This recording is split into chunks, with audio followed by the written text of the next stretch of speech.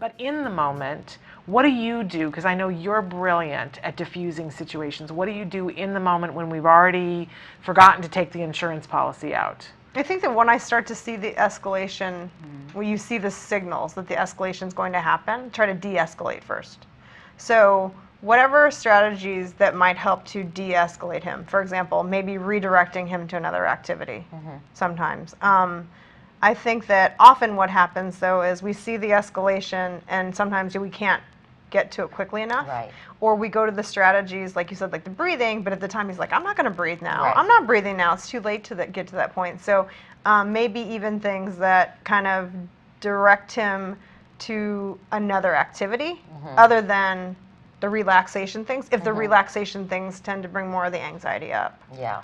So does that make sense? Yeah, it's just, I think it's finding some of those things, because for him, he doesn't want to go to his room at that point, and it just starts to escalate. And when I see that it's causing these things to escalate, you know, I want to stay away from him. If I say, you know, take a deep breath, or let's go to your room and put on your, you know, play on your iPhone for a little bit, at that point it can be, you know, I don't want to do any of those things. And then What's that his just favorite thing to drink? Like, does he have something that he loves to drink? He drinks mostly water, but yeah. Does he love to drink water, or like is the gum? What's like a really gum, or yeah, maybe some gum, or like he'll drink a ginger ale on occasion, 10-calorie ginger ale. You know, it doesn't. Not with every kid, but with my child, you know, just I sometimes distract with something that's completely unrelated and say, you know what? Did you want to have a glass of ginger ale right now? It's unrelated, Right? And it just disrupts the pattern enough. Yeah. And if it's something they want, whether it's gum or something else, to sort of just throw something else in there. Because you know why? I escalate. If I see him starting to escalate, I start to escalate too. Of course.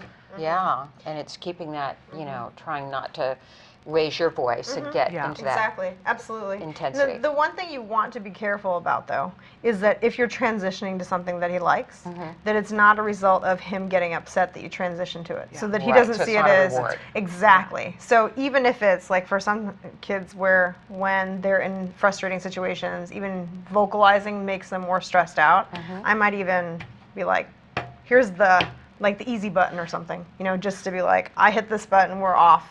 Rather than, it's not because I was being aggressive or escalating. You see, so even though, like, literally like a stop button, or, again, because sometimes getting the vocal out in those situations may actually frustrate the child more. And it's not backstepping. It's just, again, coming up with an easy replacement for them so that you are responding to the appropriateness of not escalating, okay, and going to the thing that he enjoys more, versus you just go to the thing that he enjoys more because he's escalating. Does that make sense? It makes sense.